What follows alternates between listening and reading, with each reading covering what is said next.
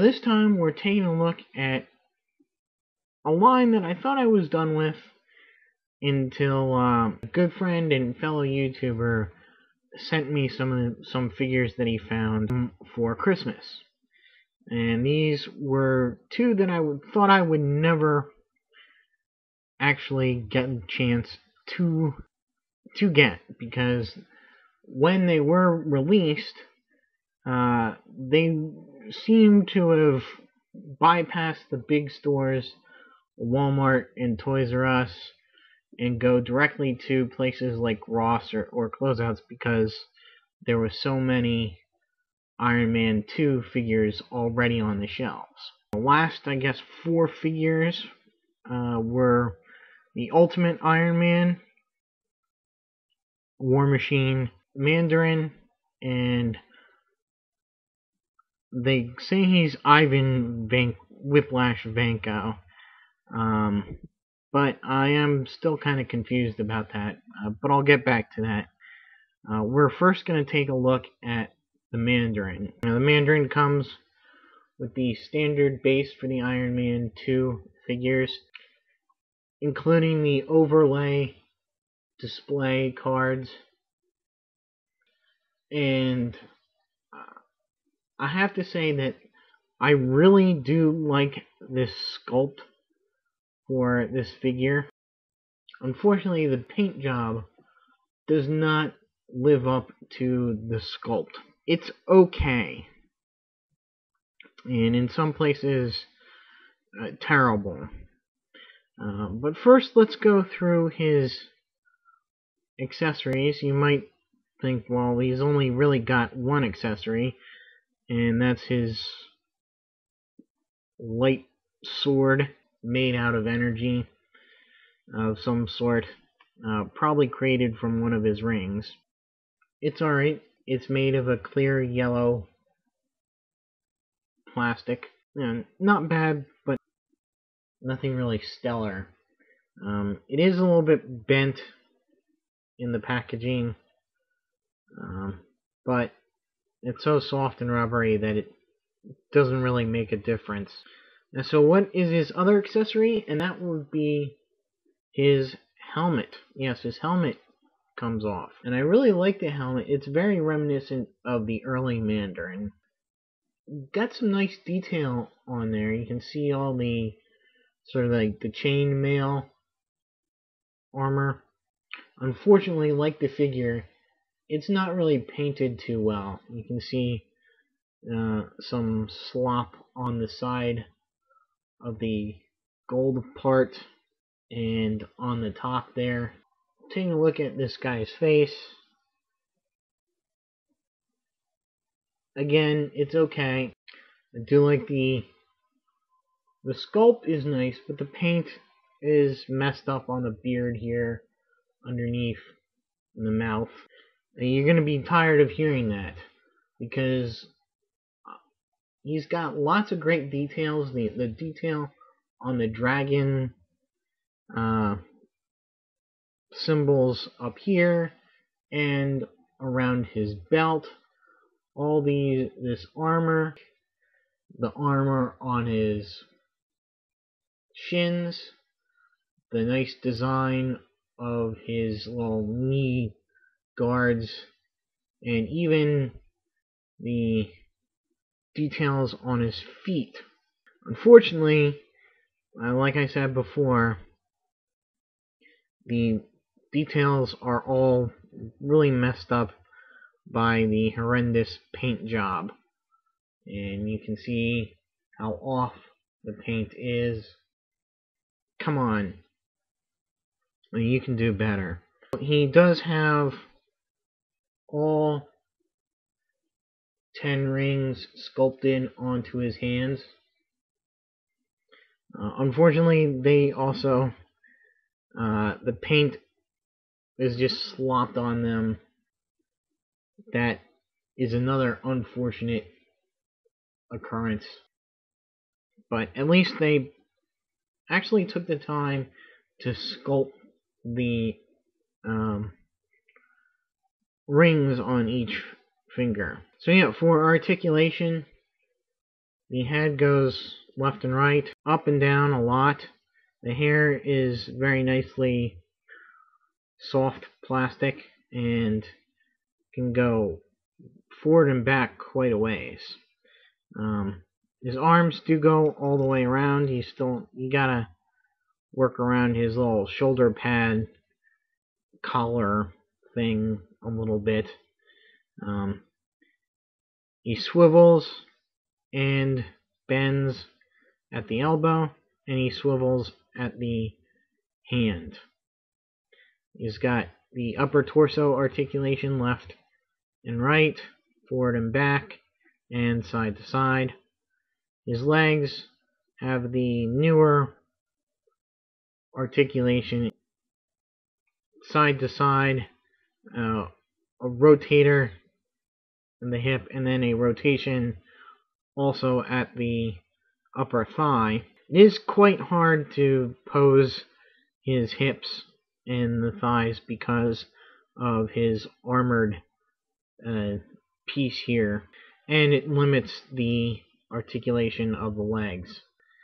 He does have a double knee joint. His feet go forward and back and rotate.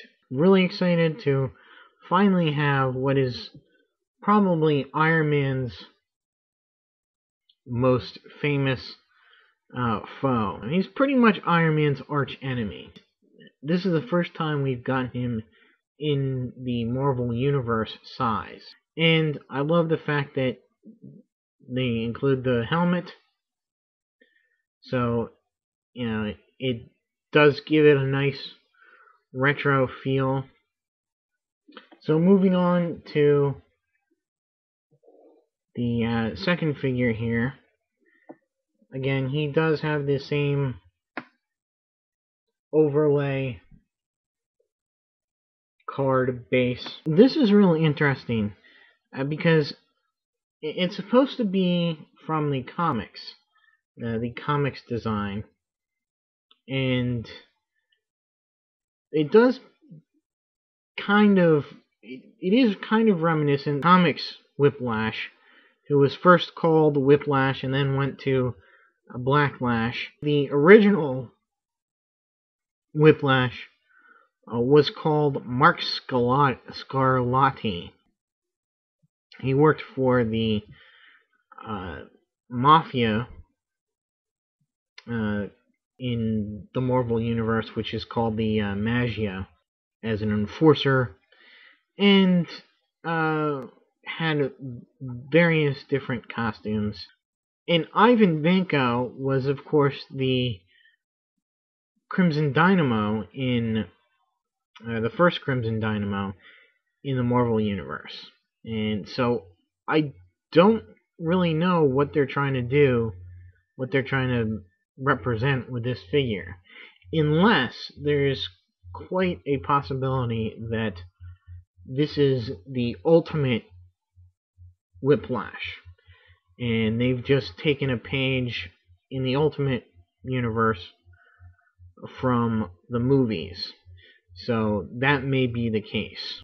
So he's got a pretty neat design. It looks like he has taken some of the Iron Man technology and used it, just like in the Iron Man 2 movie. He's used it to power a suit of armor with these power whips. Also, strange to note is that the figure pictured here on the back does have long hair, but the ponytail is absent. For accessories, he comes with these whips, which can be deployed or, you know, taken out of these gauntlets.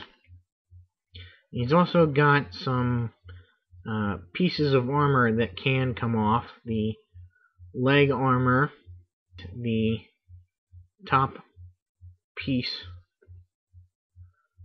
leaves him looking pretty odd. You know, in that he's flesh colored here, but got black on underneath. That's really not meant to come off. It's just, unfortunately, it's loose up there, so I think he's pretty cool looking.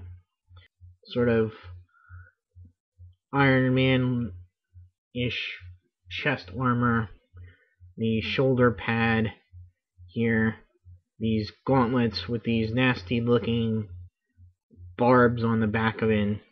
Got the weird funky leg armor there. The two whips. Now, it's interesting to note that the two whips are specific to the gauntlets. You might kind of notice that this one has sort of like a T design to the plug in there, and that goes to his right arm. You can notice that the other gauntlet has kind of a half moon thing to it, and that goes on his left arm. And neither will work on the other gauntlet. So, and these are made of a nice clear plastic to sort of get that electrical whip look. And it's very nice. I like the sculpt of the I like the face mask here. Very nice. I like the paint job on the armor up here. Gives it a very Warren look to it. His head goes side to side, up and down a little bit, and that way. Pretty standard. Arms do go all the way around. They rotate at the elbow, and there's very limited elbow articulation. There's no articulation really at the hands. They're just plugged in there